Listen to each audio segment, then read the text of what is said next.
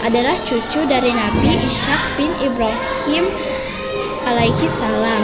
Beliau adalah sosok seorang nabi Allah yang memiliki tingkat kesabaran yang paling tinggi dalam menghadapi cobaan dari Allah SWT. Nabi Ayub alaihi salam adalah seorang yang kaya raya, hartanya melimpah ruah dan ternaknya sangat banyak. Ia makmur dan sejahtera.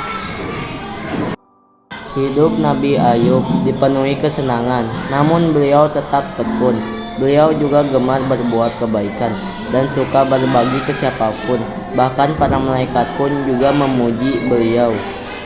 Hal ini membuat iblis merasa iri dan dengki. Ia tidak suka ada manusia yang begitu saleh.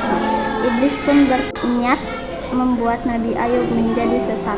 Iblis lalu mencoba sendiri untuk menggoda Nabi Ayub agar ia tersesat dan tak mau bersyukur kepada Allah. Namun ia gagal. Nabi Ayub tak tergodakan. Iblis pun tidak menyerah. Ia para pembantunya kemudian mulai menyeburkan keimanan Nabi Ayub. Mula-mula mereka membunuh semua ternak. Kemudian mereka merusak kebun Nabi Ayub dan juga membakar semua harta kekayaan beliau. Namun Nabi Ayub dan anak istri beliau tetap rajin beribadah dan tidak pernah mengeluh. Mereka semua menerima takdir dan ikhlas. Iblis dan para pembantunya kemudian mendatangi putra-putri Nabi Ayub. Di rumah mereka menggoyang-goyangkan tiang rumah sehingga roboh dan semua anak Nabi Ayub meninggal dunia.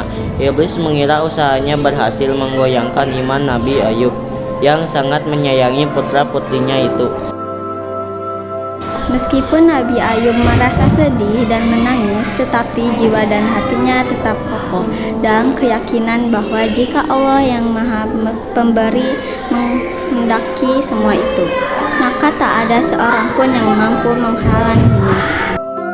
Iblis pun tidak patah semangat. Iblis kemudian mengemburkan penyakit di sekejur tubuh Nabi Ayub hingga beliau menderita sakit kulit yang menjijikan. Semua tetangga dan orang sekitar menjauhinya karena takut tertular. Mereka menginginkan Nabi Ayub segera pergi meninggalkan lingkungan mereka. Maka pergilah Nabi Ayub dan Rahma istrinya ke sebuah tempat yang jauh dari pemukiman manusia.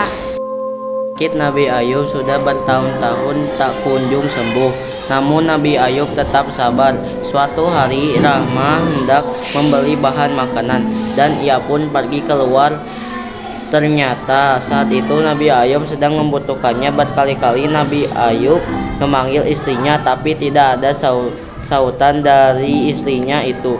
Nabi Ayub merasa kesal. Terbesit dalam benak beliau bahwa Rahma sengaja pergi meninggalkan beliau.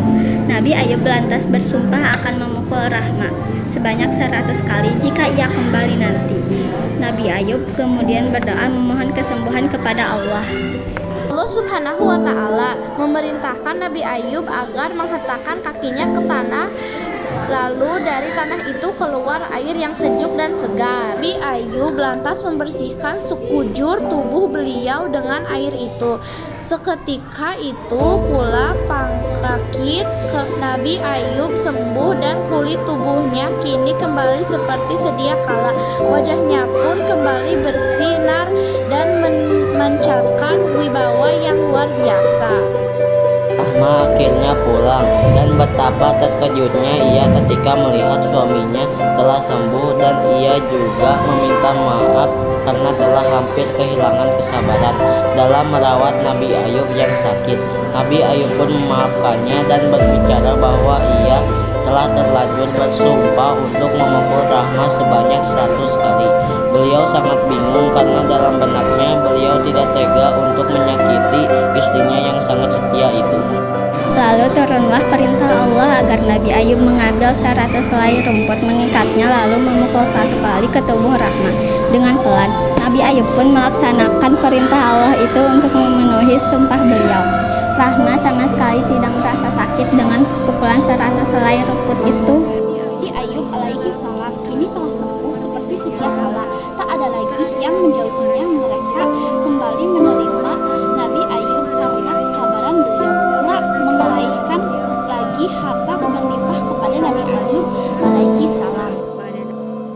Demikianlah kisah Nabi Ayub alaihissalam yang sabar dalam menghadapi cobaan. Hikmah dari kisah Nabi Ayub adalah kita harus senantiasa bersabar dalam menghadapi cobaan dari Allah Subhanahu wa Ta'ala.